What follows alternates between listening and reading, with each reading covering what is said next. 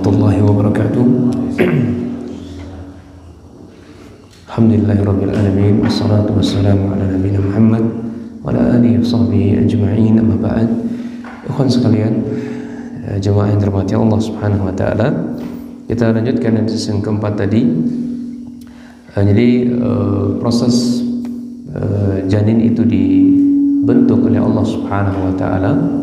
Kita gabungkan dengan riwayat dari sahabat An Abi Abdurrahman bin Abdul Malik bin Mas'ud tadi dengan sahabat Huzaifah bin Asid Al-Ghifari. Ya, tadi saya keliru menyebutkan Abu Zal Al-Ghifari, ya. Namanya Huzaifah bin Asid Al-Ghifari, keceplosan, maaf. Nah, jadi di situ disimpulkan apa? 40 malam atau 40 hari sekian, dikirimlah Allah malaikat ke rahim. Nah, disitulah dibentuk, ya, mata, pendengaran, kemudian dibentuk kulit, dibentuknya tubuh, ya, dibentuknya tulang. Nah, baru setelah kemudian itu, ya, Allah Subhanahu wa taala, ya, dengan 120 hari ditiupkannya ruh. Nah, di situ pula ditentukan ajalnya seseorang, ya, kapan dia meninggal, sangsara atau bahagianya seseorang. Kita baca keterangan Syekh Abdul Muhsin di sini. Berdasarkan hadis ini, qala mu'allif rahimahullah, wa fi hadzal hadits zikru atwari khalqil insan. Berdasarkan hadis yang kita baca, marhalah atau fase manusia itu ada beberapa bentuk, ya. Disebutkan oleh beliau ada 3. Yang pertama nutfah. Apa nutfah tadi? Airnya sedikit, air mani yang sedikit. Yang kemudian yang kedua alaqah. Apa alaqah? Segumpal darah. Naam. Kemudian yang salisan mudghah. Ini segumpal daging yang kita makan, ukuran yang kita makan.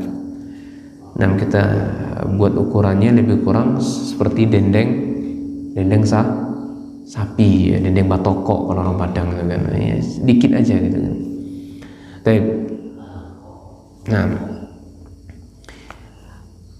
Nah, ketiga marhalah ini disebutkan oleh Allah Subhanahu wa taala di dalam Quran surat Al-Hajj ayat 5, ya. Quran surat Al-Hajj ayat 5 ini yang di awal tadi yang kita sebutkan, marhalah manusia itu dalam rahim disebutkan dalam Al-Quran dan disebutkan dalam hadis, ya.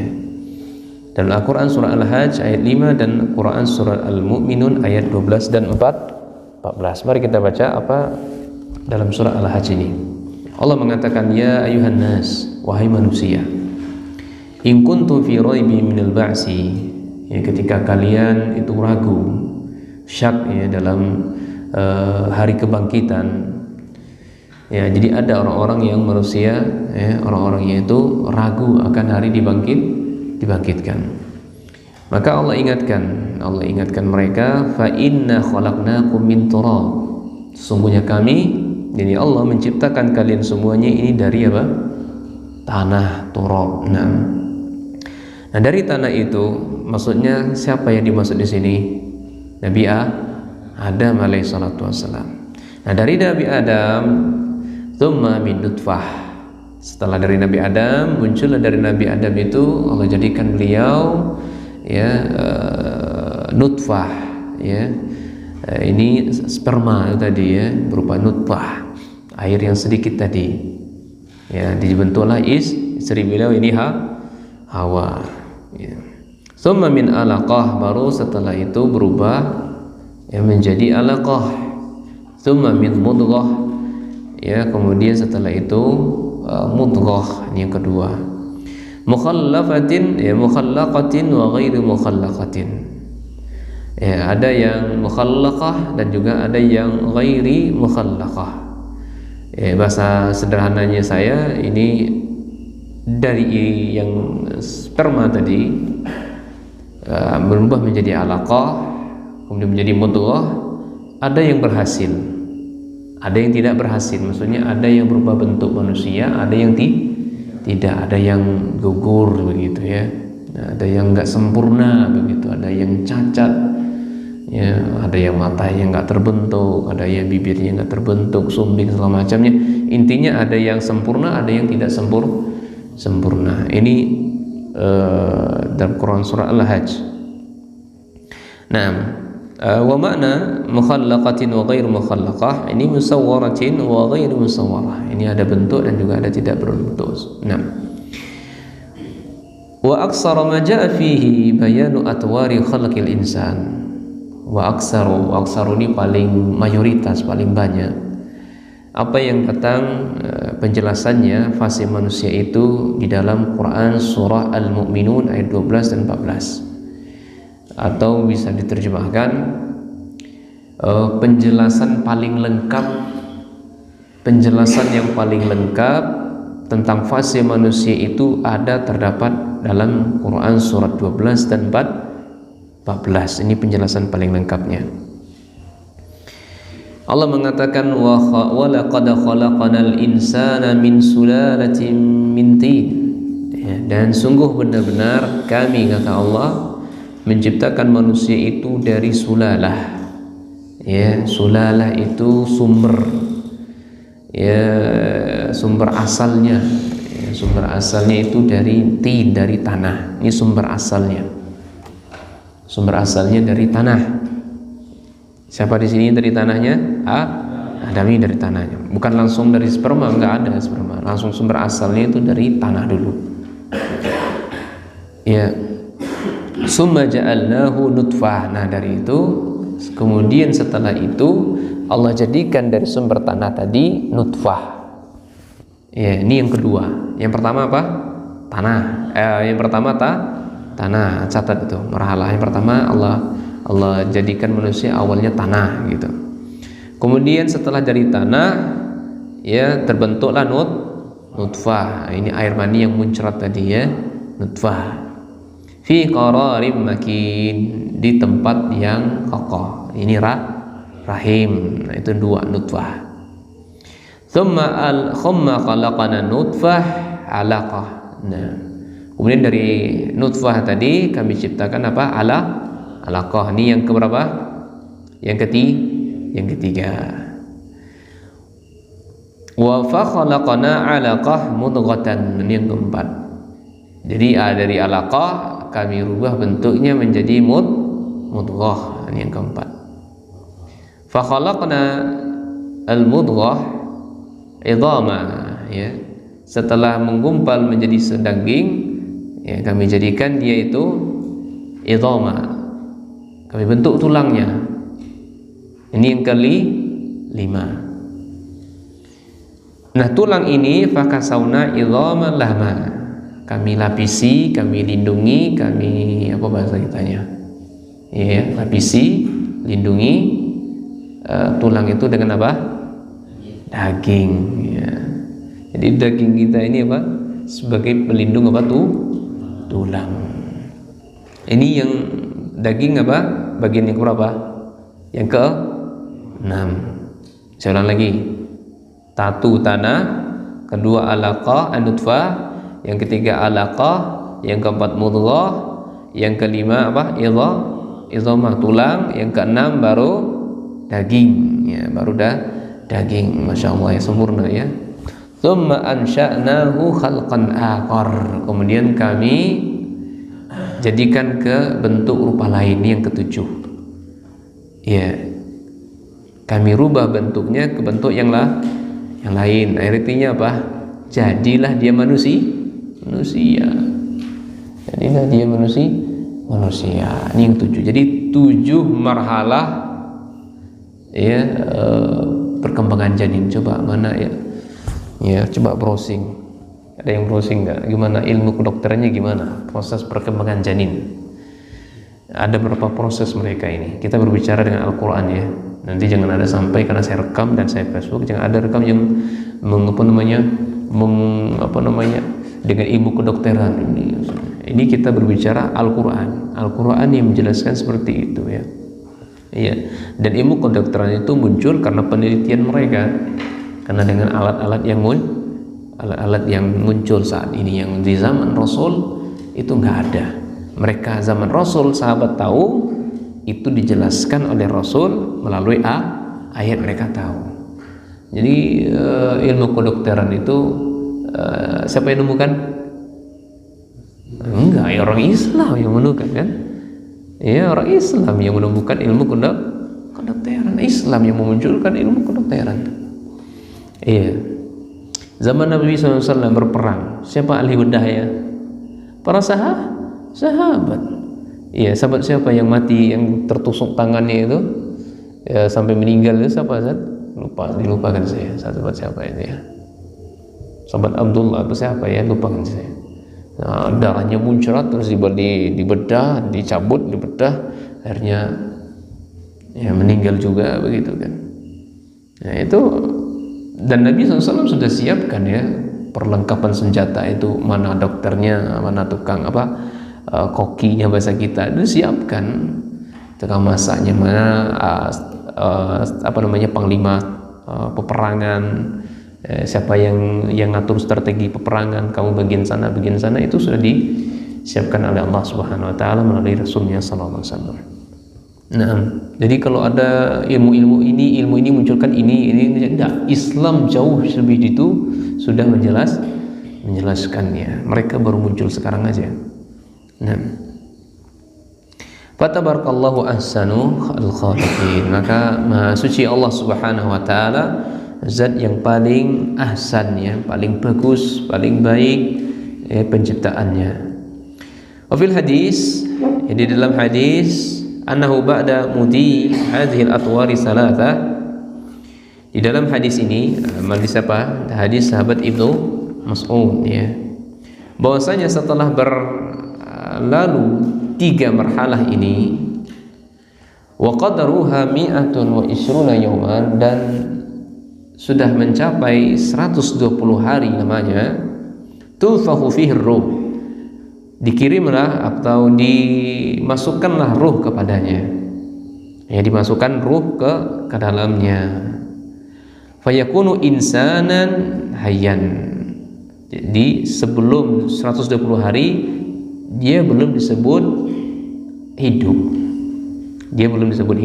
setelah 120 hari ditiupkan roh kepadanya, baru dia hidup. Wa qabla zalika huwa mayyitun, sebelum itu dia mayit ya, sebelum itu dia mati ya. Makanya ini ada yang bertanya, Ustaz, ini gimana anak saya keguguran, gimana kewajibannya? Maka jawab ya, kalau dijelaskan jika didukung oleh Ibnu Bas juga, Syekh Sulaiman juga dengan fatwa-fatwa beliau ya, atau ada lejana fatwa itu ya. Kalau anak itu 120 hari ya, 120 hari dan dia sudah ditiupkan rohnya, kalau dia meninggal atau keguguran, maka kewajibannya sama seperti orang dewasa. Disolatkan, dimandikan, disolatkan, dikafani, dimandikan, disolatkan, dikafani, dan dikuburkan. Nah, sama. Tapi kalau sebelum itu, maka belum ada kewajiban sama sekali. Allahu a'lam. Kami belajar fikih Syafi'iyah ini agak panjang penjelasannya, tapi yang pendapat yang kami pilih adalah pendapatnya yang kita sebutkan tadi. Nah, 120 hari sudah ditiupkan roh, maka dia, kewajiban kita tetap menyolatkannya, mengandikannya, dan mengkafaninya, dan menguburkannya. Nah, wa qad jaa'a fil Qur'anil Karim 'alal insani lahu hayatani wal matani. Ya, datang penyebutannya dalam Al-Qur'an. Kalau kita lihat dalam Al-Qur'an tuh, Pak, bahwasanya manusia itu mengalami 2 kehidupan dan 2 kematian. 2 kehidupan dan 2 kematian, sebagaimana Allah Subhanahu wa taala mengatakan, qalu, mereka mengatakan, Rabbana ya amattana snatain wa ahyaitana snatain. Ya Tuhan kami, Engkau telah mematikan kami 2 kali dan menghidupkan kami 2 kali. Ini surat Al-Ghafir ayat 11. Kematian yang pertama, maka qabla nafkhir ruh, ini disebut kematian pertama. Sebelum ditiupkannya roh, itu kematian pertama. Ya. Dan kematian yang kedua, wal mautatu tsaniyah min ba'dil mauti ila ba'si. Iya. Ini setelah kita mati sampai hari dibangkitkan, ini kematian kedua. Adapun kehidupan pertama kapan? Min nafkhir ruhi ila bulughil ajali. Kalau kehidupan pertama ini semenjak ditiupkannya roh sampai terpenuhinya ajal kita, sampai cukupnya ajal kita, itu kehidupan pertama. Ya. Dan kehidupan yang kedua di mana? Al-hayatu ba'dal ba'si. Ini kehidupan setelah dibangkitkan semua manusia dari awal sampai terakhir yang digiring ya ke padang mahsyar. Itu kehidupan yang kedua. Ala kulli hal, sebagian ulama lain ada yang berpendapat kehidupan yang pertama di mana? Di rahim, kehidupan yang kedua apa? Di dunia, di kehidupan ketiga di padang mahsyar. Ya, ada lagi pendapat sampai 4, kehidupan yang berikutnya di alam kubur, dan berikutnya baru padang mahsyar. Nah, ini semuanya digabungkan semuanya. Yang jelas kata Syekh, hazi mautatu, kematian seperti ini la tunafil hayah, tidak menafikan kehidupan di alam barzah. Ya, sabitata bil kitab wa sunnah, yang ditetapkan oleh Al-Qur'an dan sunnah. Ya, jadi pembagian seperti ini tidak saling bertentangan. Ini adalah ilmu penelitian saja, ilmu penelitian saja yang diambilkan dari Al-Quran dan sunnah. Nah, ala kulli hal, dan untuk lebih memudahkan kita adalah mengelompokkan yang seperti yang sebutkan tadi. Kehidupan pertama di mana?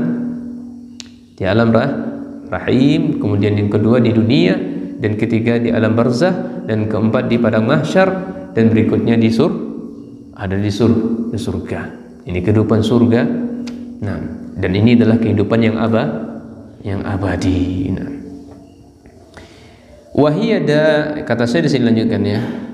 Wahiyya hayatun jaimatun wa mustamirratun ila ghairi nihayah.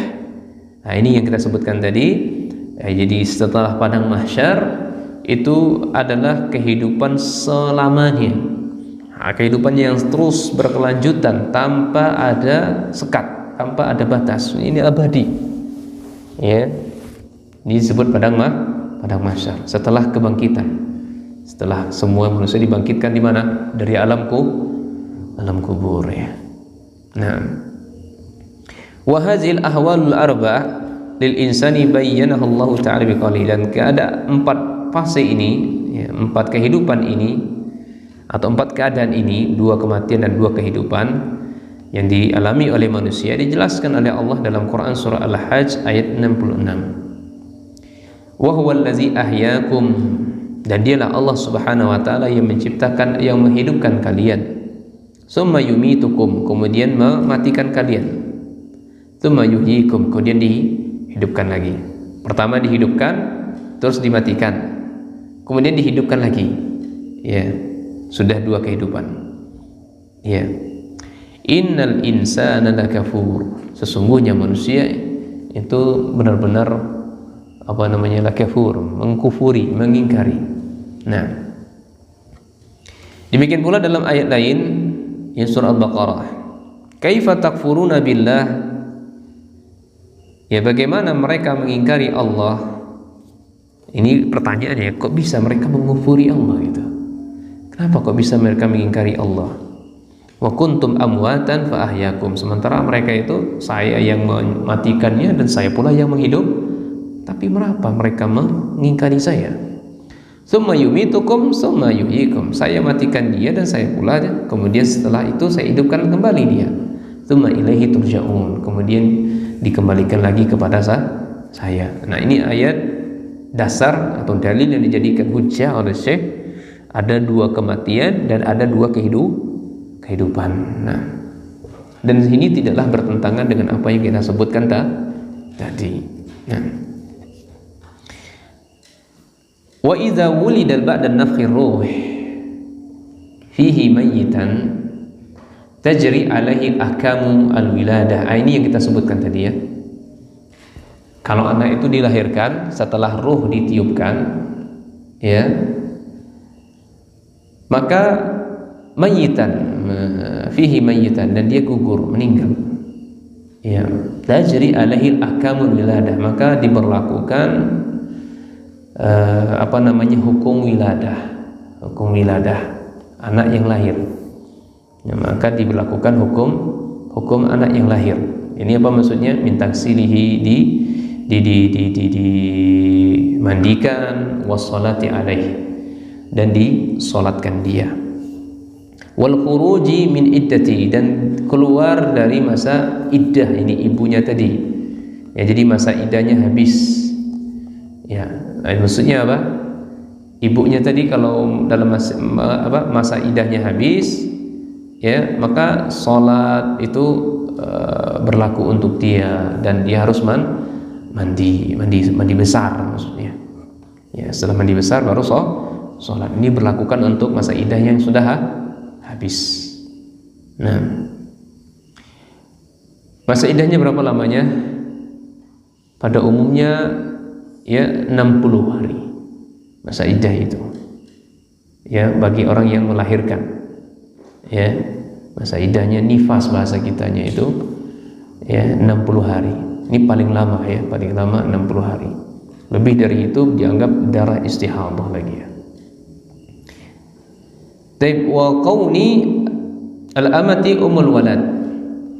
Ya, jadilah anak yang dilahirkan tadi, ya, kalau dia seorang budak, maka dia menjadi umul walad di sini. Jadi umul walad, ibu dari budak ya. Wa qauni ummatin nufasa, dan dia jadi ibu yang nifas, ya, ibu nifas. Wa iza saqata qabla zalika, ya, kalau dia keguguran sebelum 120 hari, fa natajri alaihi hazil akam, maka tidak ada ketentuan atau keberlakuan hukum mandi, salat, mandi, salat, dan mengkafani. Nah, ada yang bertanya, saya dapat pertanyaan, misalnya gimana kalau anak itu lahir, ya, anak lahir dari non muslim, iya, bagaimana itu? Kalau kita berbicara muslim, maka ya, kewajiban kita adalah memandikan, menyolatkan, dan seterusnya tadi kalau dia 120 hari. Kalau anak non muslim, dan juga apakah statusnya di neraka atau di surga. Kalau muslim jelas ya, kalau muslim sudah jelas dia masuk surga. Dari dalil berbicara tentang ini amat banyak sekali. Kalau anak muslim, kalau non muslim, ini para ulama silang pendapat mengenainya. Ya, silang pendapat mengenai status hukumnya. Ada di antara mereka yang berpendapat kalau anaknya itu ya sebelum sampai usia balik, maka ada dua pendapat yang lebih kuat di situ. Ya, pendapat yang pertama, dia akan diuji. Anak ini akan diuji ya. Pendapat yang kedua, dia masuk surga. Ala kulli hal, dalam dalil-dalil yang banyak, ya, tidak ada satupun hari yang berlalu bagi manusia pasti Allah akan meminta pertanggungjawaban, baik itu muslim maupun kafir. Iya. Dan mereka berpendapat, ikhwan,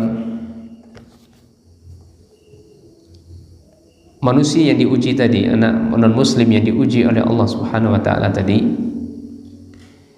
Mereka berdalilkan dengan hadis yang dibawakan oleh sahabat Abu Hurairah, anak non-muslim itu akan diuji.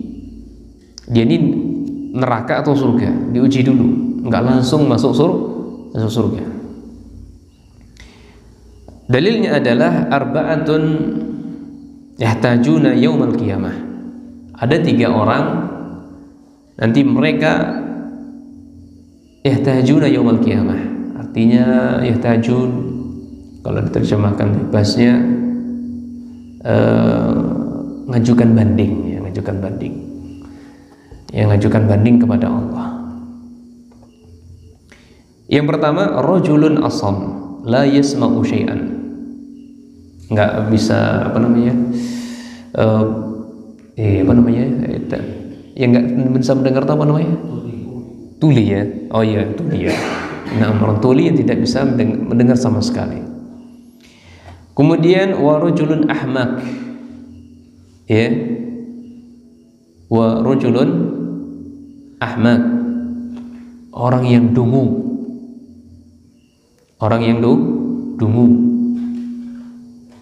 atau ya lebih kurang seperti itulah, rajulun ahmak. Kemudian yang ketiga warajulun harimun, ya, harim itu tua, pikun. Nah, rajulun harim, pikun. Yang keempat warajulun mata fi fatrah, seseorang yang mati itu nggak ada nabi, kekosongan masa nabi. Iya, ini 3 orang. Pertama tadi orang tuli, dungu, atau juga bisa dikatakan orang gila ya. Nah, orang gila. Nah, kemudian yang ketiga apa tadi? Orang pikun, orang yang hidup di masa fatrah. Ini mereka pada hari kiamat ajukan banding kepada Allah. Fa'amal asam, adapun orang yang tuli, mereka mengatakan kepada Allah, Rabbi laqad ja'al Islam wa ma asma'u syai'an, ya Rabb, Islam datang kepada saya tapi saya nggak bisa mendengar sesuatu apapun, ya kan? Ya, nggak tahu dia. Adapun orang ahmak fayaqul Rabbi ja'al Islam wa ma aqlu syai'an. Ini orang gila, orang dungu. Islam datang sementara saya nggak ada akal. Ya, saya tidak bisa memahami sesuatu. Wasibyanu yahzifunani bil bahr. Sementara waktu itu sibyan, anak-anak, ya, itu mereka gimana, anak-anak orang gila gimana? Gila gitu ya. Atau dilempari batu, atau apa bahasanya ya, dikacungin ya bahasanya, seperti itulah. Nah, amal harim, adapun orang yang harim, orang yang pikun tadi, Rabbi laqad ja'al Islamu, Islam datang, wa ma aqlu syai'an, tapi saya tidak mampu untuk memahami. Ya, dah pikun kan, mampu lagi untuk memahami. Wa ammal ladzi mata fihi al-fatrah, adapun orang yang mati di masa fatrah, fa yaqul Rabbi ma atani laka rasulun, ya Rabb, ya Tuhanku, ya, saya di masa saya tidak satupun rasul engkau utus kepada saya. Saya berhak mengajukan banding. Ya, saya berhak mengajukan banding. Kemudian Allah Subhanahu wa taala fa yaqulu mawasiqahum liyuti'anahum. Ya. Allah Subhanahu wa taala membuat ikatan, membuat kesepakatan, bahasanya begitu. Fa yursalu ilaihim, ya, maka diutuslah seorang rasul kepadanya, seorang utusan, mengatakan kepada 4 orang tadi, anidkhulun nar, masuklah kamu ke dalam neraka. Ini diuji orang yang 4 orang ini. Faman dakhalaha kanat alaihi baradan wa salaman. Kalau dia memasuki neraka tadi, kalau dia memang takdirnya selamat, neraka tadi bisa menjadi dingin. Udah, kalau begitu sudah jelas kamu penduduk surga. Dites, diuji oleh Allah. Kamu kan ajukan banding tadi, ya sudah, kita jalan tengahnya ini, coba kamu lintasi neraka dulu. Kalau kamu bisa selamat neraka, enggak kepanasan, kamu selamat, kamu dingin, padahal itu api yang sangat panas sekali, ya sudah, itu berarti kamu apa? Penduduk surga. Iya. Wa man lam yadkhulha suhiba ilaiha. Nanti siapa yang tidak bisa selamat dari itu, ya, siapa yang tidak selamat dari itu, maka dia azab, tidak merasa dingin, tidak merasa apa, maka dia diazab oleh Allah Subhanahu wa taala. Nah,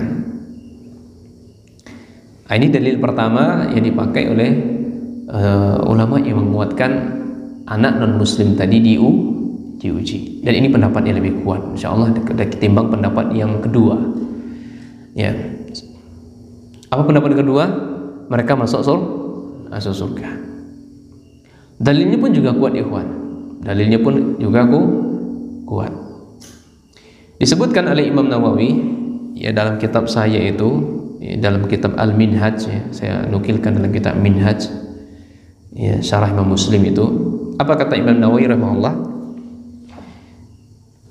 Wa huwa as-sahihu allazi zahaba ilaihi muhaqqiqun annahu min ahli jannah.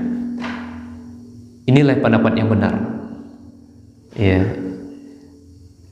yang dipegang oleh para muhakkik, bahwasanya mereka muhakkik itu adalah para ulama-ulama yang faqih di bidangnya, begitu, bahwa mereka anak-anak orang kafir itu yang mati sebelum usia balik, atau sudah ditiupkannya rohnya, termasuk penduduk surga. Nah, beliau berdalilkan dengan Quran surah Al-Isra ayat 15. Apa disebutkan oleh Allah? Wa ma kunna mu'adzibina hatta nab'atha rasulah. Dan Allah Subhanahu wa taala benar-benar tidak akan mengazab seseorang sampai benar-benar diutusnya seorang rasul. Demikian pula ada sebuah kisah, yang kisah ini adalah mimpi yang dialami oleh Rasul sallallahu alaihi wasallam. Iya. Ketika itu ada sahabat beliau yang mengajak beliau melakukan perjalanan. Nah, mimpi yang dialami oleh Rasul sallallahu alaihi wasallam, tiba-tiba melihat ada seseorang, kemudian seseorang ini dikelilingi oleh banyak anak. Iya. Maka Nabi SAW bertanya, seseorang ini siapa? Anak ini siapa? Maka dijawab, wasyaikhu fil asli syajarah Ibrahim alaihissalatu wassalam. Orang tua yang di bawah pohon ini itu adalah Nabi Ibrahim alaihissalatu wassalam. Wasibiyanu haulahu, dan anak-anak kecil yang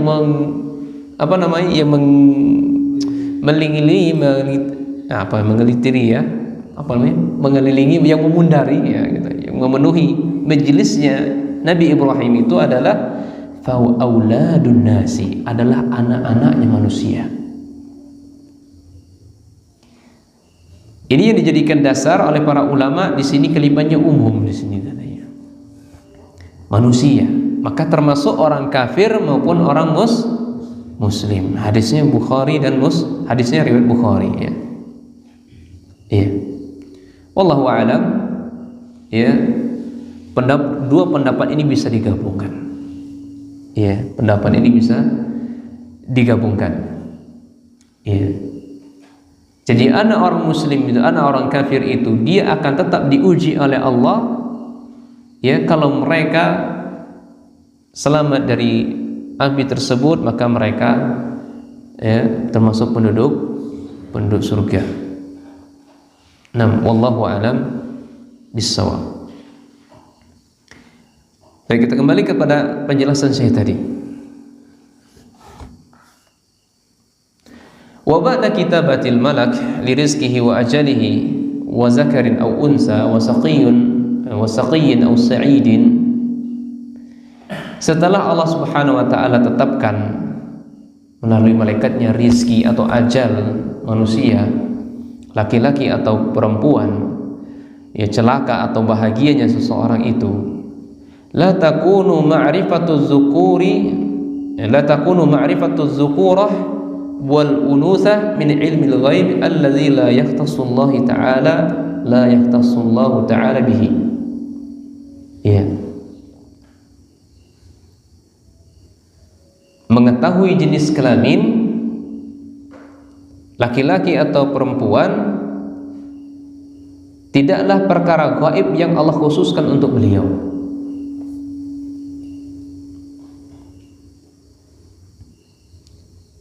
Li'anal malaka qad alima dzalik, karena malaikat pun waktu itu sudah tahu.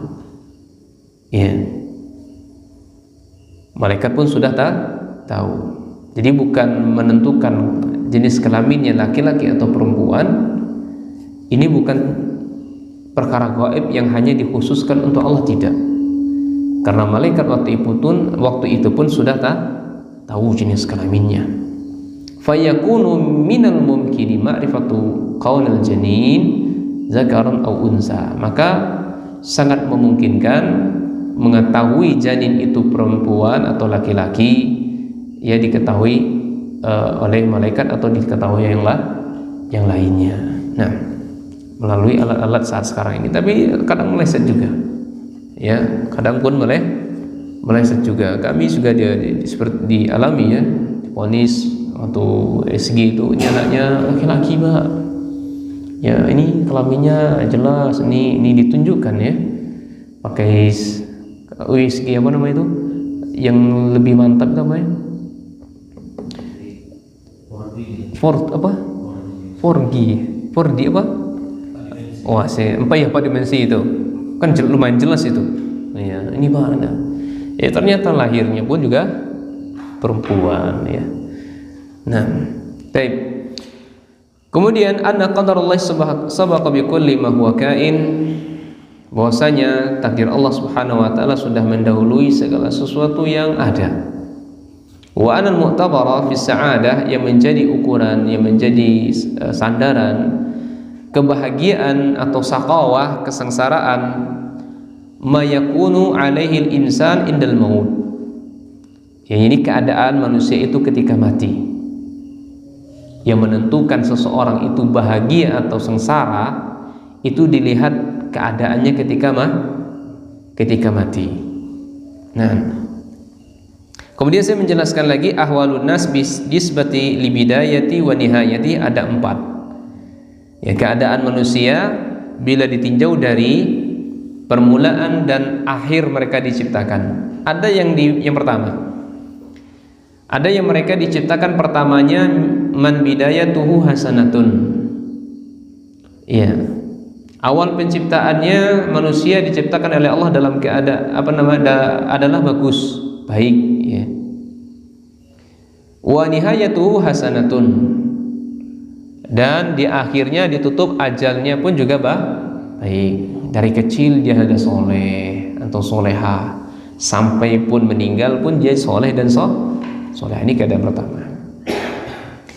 Dan di keadaan yang kedua, man kana bidayatuhu sayyi'ah wa nihayatuhu sayyi'ah, kebalikan yang pertama. Yang pertama baik-baik, ini buruk. Sejak lahirnya udah nggak bagus anaknya, suka pahlawan, membentak bapaknya, sampai dewasa pun, sampai mati pun juga seperti itu, ya. Dan yang ketiga, mangkana bidayatuhu hasanatan, di awal penciptaannya bagus, soleh, baik, soleha, wa nihayatuhu sayyi'ah, namun ditutup ajalnya dengan amal yang buruk, durhaka, pencopet, riba, membunuh, cukup macam keburukan dilakukan, ya. Contoh, kalazina sya'ala ta'atillah, ada yang mereka tumbuh awalnya taat kepada Allah, wa qablal mauti irtadda 'anil Islam, dan sebelum wafatnya dia murtad dari Islam, wa mata ala riddati, dan mati di atas murtad. Ingat bagaimana seorang muazin, kisah ya, ini sering dijelaskan oleh Ustaz kita di kelas waktu itu. Muazin ikhwan, bagaimana solehnya, tepat waktu mengumandangkan azan. Ternyata sebelum dia memandangkan azan, dia melihat apa? Ada wanita Nasara yang elok rupawan. Iya, dan dia berkeinginan untuk menikahi wanita tersebut. Akhirnya singkat cerita, dia turun dari tempat azannya itu, datangi wanita itu, masuk ke dalam rumahnya, ingin meminta berhubungan badan, ingin meminta untuk menikahinya. Namun apa? Syarat wanita tadi apa? Kamu muslim, saya apa? Bukan non muslim. Kamu kalau menikah dengan saya, kamu harus dulu muslim. Karena wanita ini cantik rupawan, dikorbankannya akidahnya. Ini kita nggak tahu, penutup ajal kita, penutup amal kita nggak tahu. Makanya salah satu sebab yang menyelamatkan kita dari su'ul khatimah, hindari yang namanya, kalau kaitannya dengan perzinahan tadi, hindari ghadul, sebabnya adalah ghadul basar, tundukkan pandangan. Ya, tundukkan pandangan, jauhi tempat-tempat maksiat seperti itu. Nah, dan ini pun ya, kita pun juga nggak menjamin, saya dan kita semuanya nggak menjamin siapa di antara kita yang ya Allah istiqomahkan di atas kebenaran sampai ajal menjemput kita. Dan yang keempat, man bidayatuhu sayyi'ah wa nihayatuhu hasanatun. Awalnya itu durhaka, ya, awalnya durhaka, banyak maksiat segala macamnya, dan di ujung akhirnya menjadi orang yang taat, menjadi orang yang baik. Lihatlah kisah bagaimana orang yang membunuh 100 orang, yang awalnya 99 kurang 100 dibunuhnya. Ini perbedaan antara orang yang berilmu dengan orang yang tidak berilmu. Datanglah kepada orang yang jago ibadah, ahli ibadah, tanya ya apakah saya ini masih ada kesempatan untuk taubat? Katanya apa? Oh, nggak ada. Ya, kamu udah banyak sekali tindakan kriminalnya. Allah tidak akan pernah memaafkan kamu, tidak akan pernah mengampuni kamu. Sudah, tanggung nih. Sudah, kalau begitu dah saya bunuh aja kamu. Dibunuhlah ahli ibadah tadi. Ya cukup 100. Datangi orang soleh. Ya sudah, apa kata orang soleh? Orang yang berilmu, orang-orang yang berilmu, ya, sebesar apapun dosamu, selama kamu benar-benar taubat kepada Allah, tidak ada pintu taubat kecuali tidak akan pernah Allah tutup pintu taubat kepada orang-orang yang benar-benar mau bertaubat, akhirnya bertaubat. Kemudian disarankan pergilah ke tempat yang lebih baik, hijrah ke tempat yang lebih baik. Akhirnya dia pergi ke tempat yang lebih baik sesuai arahan orang yang berilmu tadi. Namun ajal mendahuluinya sebelum sampai ke tempat yang baik. Kemudian dikirimlah 2 malaikat menimbang mana dia lebih dekat ke tempat yang baik atau lebih dekat kepada tempat yang buruk. Setelah ditimbang-timbang, diukur, ternyata dia lebih dekat kepada tempat yang baik. Itu saja yang dilakukannya, ikhwan, sudah dimasuk ke dalam surganya Allah Jalla wa'ala. Masya Allah. Nah, ini keadaan yang keempat. Nah, saya mencontohkan di sini adalah kasaharatil ladzina ma'al fir'aun. Ya. Contohnya adalah penyihir yang dimiliki oleh Fir'aun. Alladzina amanu bi rabbi Harun wa Musa. Akhirnya apa? Penyihir Fir'aun tadi beriman kepada Rabbnya Musa, beriman kepada Rabbnya Harun. Demikian pula wa kal yahudi allazi kana yakhdamu nabiyya sallallahu alaihi wasallam wa adatul nabiyyu wa adahu nabiyyu sallallahu alaihi wasallam fi maradihi. Orang Yahudi, beliau ini sering melayani Nabi ya, sering menjadi pelayani Nabi. Dan ketika Nabi SAW sakit, beliau jenguk. Iya, beliau jenguk. Kemudian Nabi SAW arada alaihi al-islam fa aslam. Ditawarkan Islam, kamu mau nggak masuk Islam? Kemudian dengan senang hati beliau menerima Islam.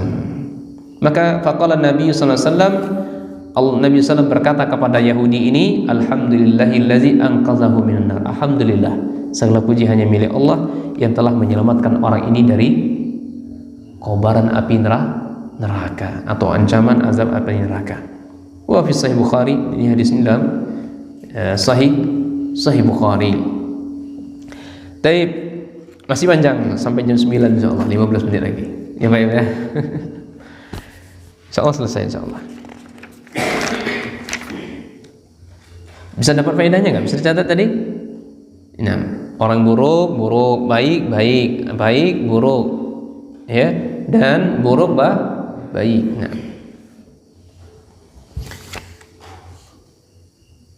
Wal halatani akhiratani dala alaihi hadzal hadis. Ya. Dua keadaan yang kita sebutkan tadi kata Syekh itu ditunjukkan oleh hadis ini, hadis Ibnu Mas'ud. Baik, buruk, baik, ditunjukkan oleh hadis ini, orang yang taat dan yang tidak taat. Dal hadisu ala al-insan ya'malu amala fihi sa'adatuhu aw saqatuhu bi masyiatihi wa iradatihi. Ya. Ya, hadis ini menunjukkan bahwasanya manusia mereka beramal dengan amalan di dalamnya adalah sa'adatuhu, ini kebahagiaan atau sengsaraan, dengan masyiatihi wa iradatihi, dengan kehendak dan kemauannya.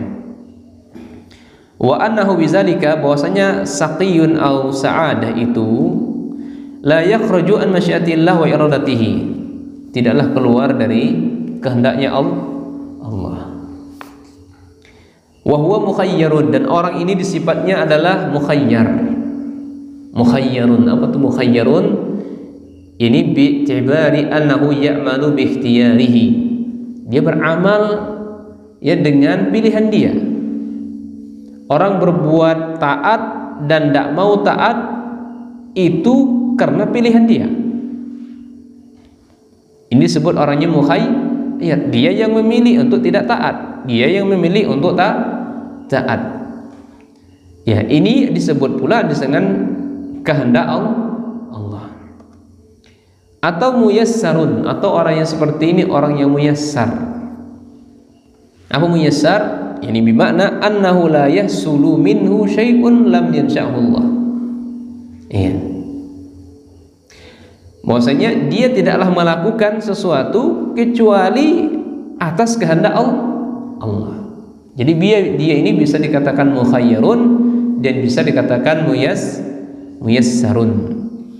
Orang yang dua tadi, orang yang di awalnya taat, akhirnya enggak taat. Orang yang di awalnya enggak taat, bejat, akhirnya dia taat. Ini orangnya mukhayyarun atau muyassarun. Dia yang memilih, dan dia yang memilih itu pun itu kehendak dan kemauan Allah Azza wa Jalla. Ya. Wa qad dalla 'ala al-amrayn ma jaa'a fi hadzal hadis. Ya, dua perkara ini ditunjukkan oleh hadis ini. Ya, min annahu qabla al-maut, ya, di sebelum kematiannya, yasbiqu alaihi al-kitab, takdir sudah mendahului dia. Fayamalu bi amali al-jannah, sehingga dia melakukan amalan penduduk surga. Ya. Au ya'malu bi amali nar, atau ditutup kehidupannya dengan amalan penduduk neraka.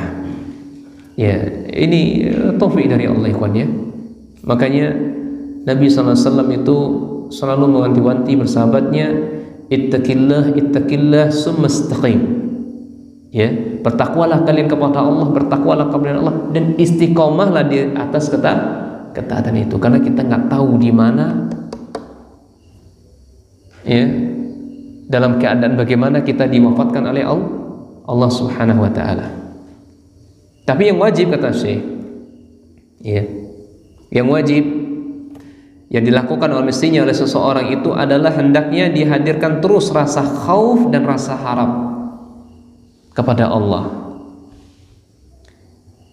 Li'anna minal nasi may ya'malu khairu fi hayatihi thumma yukhtamu lahu bi khatimati su'. Karena manusia ada orang yang beramal dengan kebaikan semasa hidupnya, kemudian ditutup baginya kematian yang buruk. Wa annahu la yanbaghi lahu ay yaqta'ar raja. Mestinya dia tidak, ya, orang seperti ini mestinya dia tidak berputus asa atau tidak berputus dari harapan kepada Allah, tidak putus harapannya kepada Allah. Ya.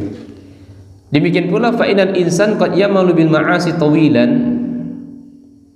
Ketika manusia mereka terlalu lama berbuat maksiat, thumma yamunullahu, kemudian Allah anugerahkan kepadanya petunjuk.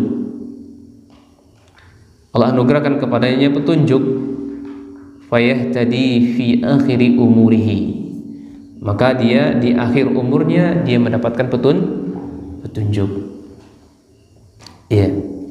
Kita ulangi lagi, hendaknya yang wajib bagi kita selalu hadirkan dalam hidup kita rasa khauf dan harapan, karena manusia mereka melakukan amal kebaikan di masa hidupnya dan ditutup dengan apa?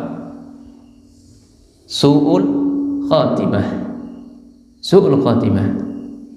Maka jangan lepas dari khauf dan raja agar tidak su'ul khatimah. Maka seseorang tidak boleh dia putus harapan kepada Allah.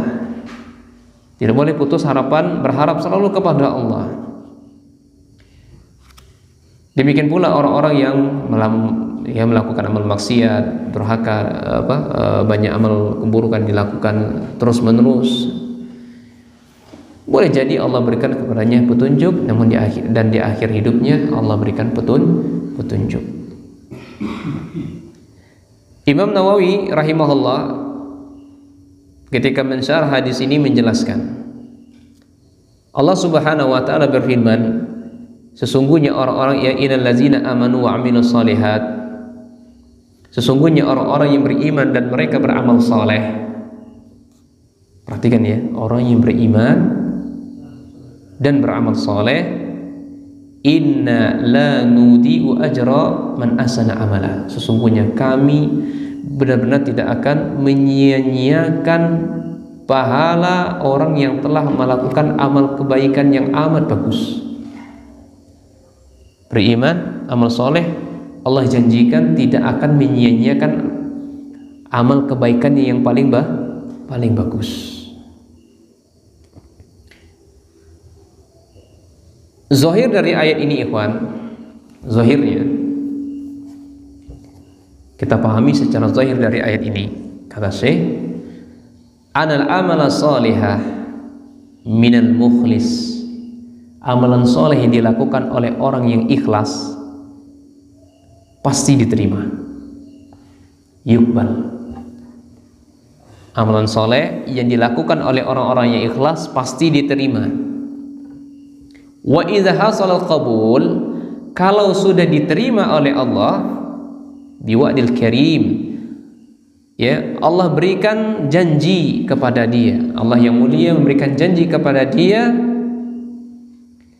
amina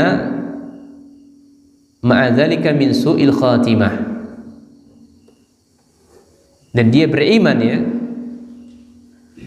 maka dijamin oleh Allah dia tidak akan pernah su'ul khatimah. Beriman, beramal soleh, dia orang yang mukhlis dari amal salehnya itu, orang-orang yang benar ikhlas dalam pasti diterima, dia dijamin oleh Allah, dijanjikan oleh Allah aman.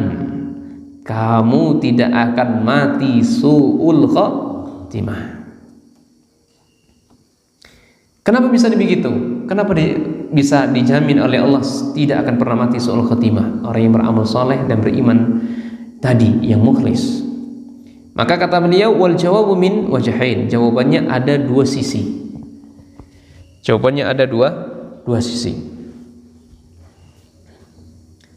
Sisi yang pertama, ayyakuna zalika mu'allaqan ala syuritil qabul. Ya, dikaitkan oleh Allah, yang pertama dikaitkan oleh Allah dengan syurut diterimanya amal. Apa syarat diterimanya amal? Ikhlas dan mutabaah. Sehingga wa husnil khatimah, maka ditutup amal kebaikannya dengan bagusnya, atau dia meninggal dalam keadaan husnul khatimah. Wa yahtamilu anna man amana, ya, atau bisa kita artikan, ya, yang pertama ini orang yang beriman, mereka beramal saleh ikhlas, ya, la yuhtamu lahu daiman illa bi khairin, tidaklah kehidupannya ditutup melainkan kebaikan, melainkan dengan kebaikan. Lihat contohnya Ustaz Yazid rahimahullah, ya, sampai-sampai Ustaz kita ada yang bermimpi beliau sampai sekarang masih berdakwah, ya, dan beliau pun di ujung hidup beliau setelah melakukan amal kebaikan. Apa itu? Haji. Dan beliau pun tidak berhenti bersedekah secara sembunyi-sembunyi, dan sedekahnya pun muncul setelah beliau meninggal. Ini ada, ya, buku-buku takwil mimpi, tafsir mimpi itu, saya lupakan karya ulama siapa itu. Ada seperti itu. Ya, kebaikannya selalu disebut-sebut. Ya, betapa banyak kebaikan yang masih terus buku-buku selalu disebarkan, dicetak dan diajarkan terus menerus. Nah, ini contoh realita yang nampak di hadapan kita, Bapak sekalian. Orang yang mati dalam keadaan husnul khatimah, dia tidaklah mati kecuali ditutup dengan husnul khatimah, dengan amal kebaikan. Yang kedua, sanihima an khatimah su' innama takunu fi haqqi man asal amal. Orang yang su'ul khatimah itu, hanya akan terjadi kepada orang-orang yang buruk beramal. Ya, buruk dalam beramal. Hati-hati kita ini. Au khallata bil amali salih masyubin bin na'i min ar-riya' was sum'ah. Atau kita beramal soleh tercampur dengan amalan yang soleh tadi, tercampur dengan riya, tercampur dengan sum'ah, ya, tercampur dengan hasad, tercampur dengan ghibah. Hati-hati kita ini, ya, tercampur dengan kezaliman. Ini zalim ini, ikhwan, banyak sekali terjadi kepada saudara-saudara kita yang menjaga sunnah Rasul. Lagi di mahat-mahat ini banyak sekali terjadi kezaliman, baik zalim dari pimpinannya maupun zalim dari bawahannya. Iya, kalau bawahannya zalim gimana? Guru ustadz dia datang jam sekian, dia nggak datang, zalim, khianat. Hati-hati itu. Demikian pula atasan, dia sudah dibayar gajinya sekian, tanggal sekian, akhirnya diundur sampai bulan demikian dibayar. atau seminggu setelahnya telat, kecuali kalau di jenazah, mohon maaf kita gajiannya telat, ya gajiannya telat karena begini dan begitu, belum kita kekurangan, kita lagi usahain mencari biar bisa cukup, ya, atau dibagikan apa yang ada, nanti kita tombok yang lainnya sampai datang. Nah, sampaikan uzurnya. Nah, ini banyak macam-macam yang di antara kita seperti itu. Hati-hati kita ini. Saya dan kita semua yang ada di sini hati-hati. Iya. Wa yadullu alaihi al-hadis al-akhar, yang menunjukkan perkara ini dengan hadis lain. Inna ahadakum la ya'malu bi'amalil jannah. Sesungguhnya salah seorang di antara kalian mereka beramal dengan penduduk surga.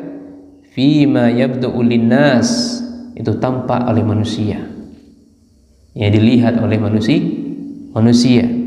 Fima maksudnya apa? Fima yazharu lahu min islahi zahir. Jadi zahirnya nampak dia baik, zahirnya nampak dia soleh, zahirnya nampak dia takwa, bagus orangnya, iya. Tapi ma'afasadi sariratihi wa khubsiha, padahal dia sebenarnya apa? Banyak melakukan kerusakan, banyak melakukan kejahatan, banyak melakukan maksiat sembunyi-sembunyi. Wallahu ta'ala a'lam bissawab. Jadi kesimpulannya ikhwan, orang husnul khatimah itu ya adalah orang-orang yang mereka senantiasa sehari-harinya mereka beramal soleh, beriman kepada Allah, dan dia orangnya mukhlis. Ya.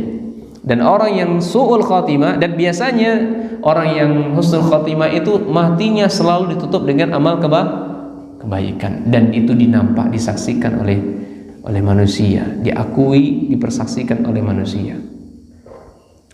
Dan sebaliknya orang-orang yang su'ul khatimah, maka hidupnya ditutup, kehidupannya ditutup dengan amal yang buruk. Nah,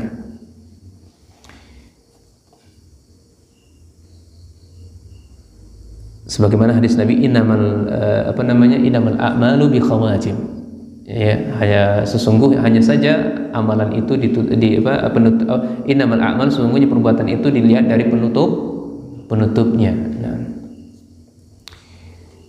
faedah yang kita bisa ambil dari hadis ini ada 10 faedah di sini, sebutkan saya. Yang pertama, saya nggak baca, nanti kepanjangan nantinya. Penjelasan tentang marhalah penciptaan manusia dalam perut ibu. Ya, penjelasan hadis yang kita bicarakan tadi ini menjelaskan marhalah atau fase penciptaan manusia dalam perut ibu. Lebih kurang ada 7 tadi ya. Ada 7. Kemudian yang kedua, ditiupkannya roh itu setelah 120 hari ditiupkannya roh. Setelah itu baru dia menjadi manusia. Sebelumnya belum dikatakan manusia. Yang ketiga, ada malaikat yang menjaga rahim. Ada malaikat yang menjaga rahim, yang ditugaskan oleh Allah sebagai penjaga rahim. Yang keempat, wajibnya kita beriman kepada perkara gaib. Wajibnya kita beriman kepada perkara gaib. Yang kelima, wajibnya beriman kepada qadar, ya, atau takdir. Yang keenam, bolehnya bersumpah tanpa harus diminta, dalam rangka menguatkan ucapan kita. Bolehnya bersumpah tanpa harus diminta, ya. Allahu a'lam. Dalam hadis ini dari mana ada bersumpah? Coba cari, Pak. Allahu a'lam, mungkin dari perkataan wa wasadiqul masduq. Nah, wasadiqul bukan. Fawallazi, di sini dia. Fawallahi la ilaha ghairuh. Dan dia tidak diminta untuk bersumpah, demi Allah, demi zat, dan dia tidak minta disumpah untuk menguatkan ungkapan. Nah,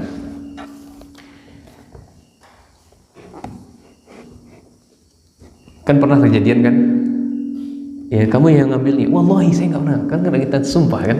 Nah, itu boleh ya, boleh. Kemudian yang berikutnya, yang ketujuh, ya, adalah amalan bil khawatim. Bahwasanya amalan itu tergantung dengan amal penutup. Yang kedelapan, jam'u bainal khawfi wa raja. Mestinya kita harus menggabungkan antara khauf dan raja. Ya.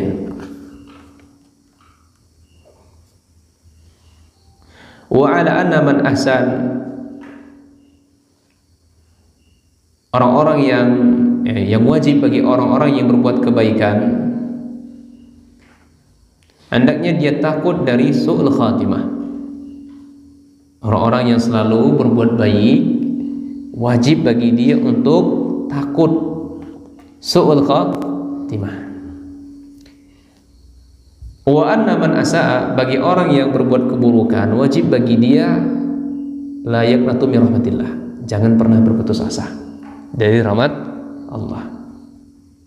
Kita nih, taruhlah kita banyak melakukan kebaikan, jangan pernah lengah, ya, jangan pernah lengah.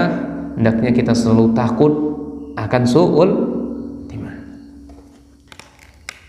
Kemudian yang kesembilan, bahwasanya amalan itu adalah sebab masuk surga dan neraka. Jadi amalan itu penyebab, bukan sebagai utama. Yang memasukkan kita itu penyebab utama adalah amalan tidak, tapi ini hanya sebab saja. Karena surga itu tidak bisa digantikan dengan amalan. Surga itu mahal, amalan itu banyak cacatnya, ya kan? Amalan itu banyak cacatnya. Sholat pikirannya macam-macam, kemana, ya, setrika belum kering, ya jemuran belum kering, setrikanya masih banyak, dan seterusnya. Kemudian yang terakhir,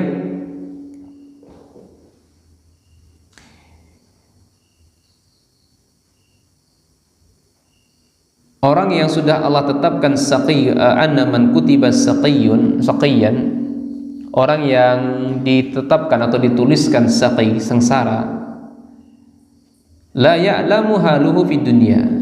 Jadi keadaan mereka di dunia nggak tahu. Demikian pula wa kadza aksuhu, demikian sebaliknya. Kita kan nggak tahu ya, sakiyun atau sa'idun, sengsara atau bahagia, nggak tahu. Maka di dunia kita nggak tahu apakah kita ini bahagia atau sengsara. Wallahu a'lam. Demikian saja. Ya, mohon maaf kepada ikhwan semuanya. Barakallahu fikum. Subhanakallahumma bihamdika asyhadu an la ilaha illa anta astaghfiruka wa atubu ilaik. Assalamualaikum warahmatullahi taala wabarakatuh.